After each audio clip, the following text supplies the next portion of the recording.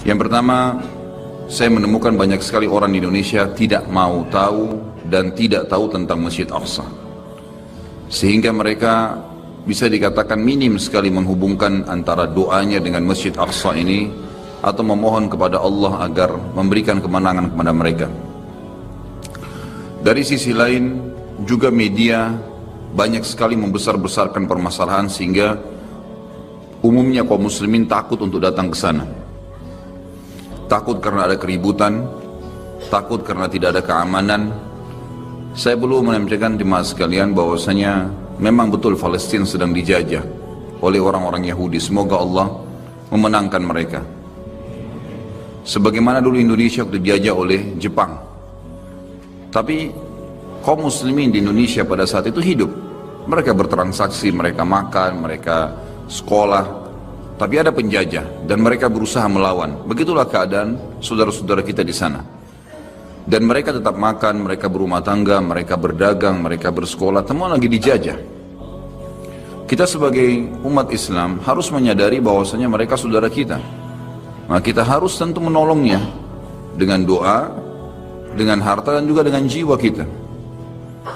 Dari sisi lain, selain memang dasarnya di sana muslimin sedang tertindas dan mereka punya dua alasan yang sangat mutlak kenapa mereka harus mempertahankan diri mereka di sana, dan juga kenapa kita harus membantu mereka. Pertama, karena Islam, mereka muslim. Tidak mungkin orang Islam membiarkan saudaranya tersakiti. Nabi SAW mengatakan orang muslim seperti satu jasad. Kalau satu luka, sedikit luka maka akan membuat seluruh tubuh itu demam. Wajar kita memikirkan saudara kita di sana dan kita tidak bisa menerima penjajahan itu. Alasan yang kedua, karena memang asli penduduk Palestina yang sedang dijajah sekarang, mereka orang asli penduduk suku Finiki dan suku Kanaan. Ini dua suku Arab yang asalnya ada memang di Palestina, penduduk aslinya. Jadi selain mereka muslim mempertahankan karena agama mereka dicoreng, maka mereka juga penduduk asli. Orang-orang Yahudi yang datang itu tiba di Palestina pertama kali pada saat memang Musa alaihissalam keluar dari Mesir, selamat dari Fir'aun lalu masuki Palestina. Itu pertama kali orang Yahudi menginjakkan kakinya di Palestina. Jadi sebelumnya sudah ada dua suku asli turunan Arab yang dulunya beragama Kristen. Pada saat suku Romawi atau kebangsaan Romawi berkuasa, setelah datang Umar bin Khattab di tahun 14 Hijriah menguasai Palestina, maka pada saat itulah umat Islam menguasai wilayah itu dan seluruh masyarakatnya masuk Islam kecuali sebagian kecil yang tetap beragama Nasrani. Jadi ada alasan secara agama kenapa kita harus membela mereka, kenapa kita harus mengetahui beritanya, baik secara penduduk juga secara hubungannya dengan hukum syar'i, berhubungan dengan masalah Masjid Aqsa. Masjid Aqsa ini saudaraku, selain penduduknya memang muslim yang harus kita bela, punya fadilah yang banyak dilupakan oleh kaum muslimin. Yang pertama adalah Masjid Aqsa, masjid yang pertama, masjid kedua yang dibangun setelah Masjid Haram Mekah. Disebutkan dalam riwayat Sahih riwayat Bukhari bahwasanya Abi Dzar radhiyallahu anhu bertanya kepada Nabi SAW, ya Rasulullah, masjid manakah yang paling pertama dibangun di muka bumi? Kata Nabi SAW, Masjid Haram Mekah. Kemudian Abi Dzar bertanya, apa lagi ya Rasulullah, masjid yang mana lagi setelah itu? Kata beliau SAW adalah Masjid Aqsa. Dan Aqsa ini artinya jauh. Disebutkan dalam surah Isra, Allah berfirman di ayat pertama, A'udzubillahi minasyaitonirrajim, Subhanalladzi asra bi'abdihi lailan minal masjidil haram ilal masjidil aqsa alladzi barakna haulah. Maha suci Allah yang telah memperjalankan hambanya Muhammad sallallahu alaihi wasallam dari Masjid Haram Mekah ke Masjid Aqsa, masjid yang sangat jauh. Karena pada saat itu jaraknya antara Masjid Haram dan Masjid Aqsa kalau menunggangi kuda tercepat sebulan. Jadi sangat jauh yang telah kami berkahi di sekitarnya. Baik, yang kita ini titik beratkan di sini teman-teman sekalian, Abi Dzar berkata, kata Nabi SAW, Masjid Aqsa masjid yang kedua. Kata Abi Dzar, berapa tahun antara keduanya? Kata Nabi SAW, 40 tahun. Artinya dia masjid yang kedua.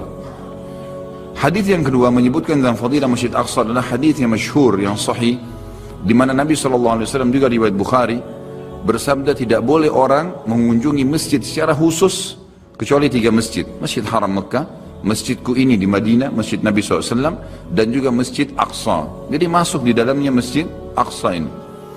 Juga dalam hadis berhubungan dengan masalah itikaf, kata Nabi SAW, itikaf yang paling afdal ada di 3 masjid. Di masjidku ini, di masjid Mekah yang ada Ka'bah, dan masjid Ilya atau masjid Aqsa. Fadilah yang lain adalah hadis Nabi SAW yang berbunyi, Abi Dzar berkata, kami telah berselisih, kami sedang berdiskusi di antara sahabat-sahabat Nabi di masjid Nabi SAW di Madinah, lalu kami berkata satu sama yang lain, mana yang lebih afdal ya, solat di masjid ini atau solat di masjid Aqsa? Maka Nabi SAW keluar lalu berkata, solat di masjidku ini 4 kali lipat dibandingkan masjid Aqsa. Hadis ini berarti menjelaskan masjid Aqsa 250 kali lipat dibandingkan tempat lain, karena masjid Nabawi 1000.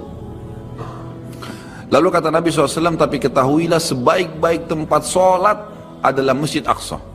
Sebaik-baik tempat sholat adalah Masjid Aqsa. Dan akan datang nanti satu waktu, ini seakan-akan Nabi SAW menceritakan tentang keadaan sekarang. Seseorang yang tinggal di sana tidak memiliki tanah lagi kecuali senilai dengan tali sendal mereka. Tali sendal mereka. Dan mereka tetap mempertahankannya karena ingin melihat Baitul Maqdis. Seperti menceritakan tentang keadaan muslimin sekarang. Lalu kata Nabi SAW, ketahuilah tanah sekecil itu pun di masjid di sekitar Baitul Maqdis, sekitar Masjid Aqsa, senilai dengan tali sendal, artinya sangat murah. Tali sepatu kalau kita beli sekarang anggap 10.000 rupiah. Senilai itu pun tanah kita milikin di sana karena ingin melihat Baitul Maqdis, kata Nabi SAW, lebih baik daripada dunia dan seluruh isinya. Ini fadilah yang jarang orang dengar, gitu kan? Mestinya tahu kalau di sana itu mempertahankan tanah sebersih seperti tali sendal saja sudah lebih daripada dunia dan seluruh isinya. Ini sudah satu hal yang luar biasa. Hadis yang lain juga berbunyi, kata Nabi SAW, waktu ditanya oleh Maimunah radhiyallahu anha, istri Nabi SAW dari turunan Yahudi Quraidah, ada yang mengatakan, hamba sahaya Nabi SAW.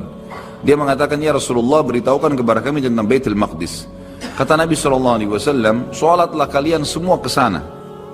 Karena sholat di sana sama dengan 1000 dibandingkan tempat lain.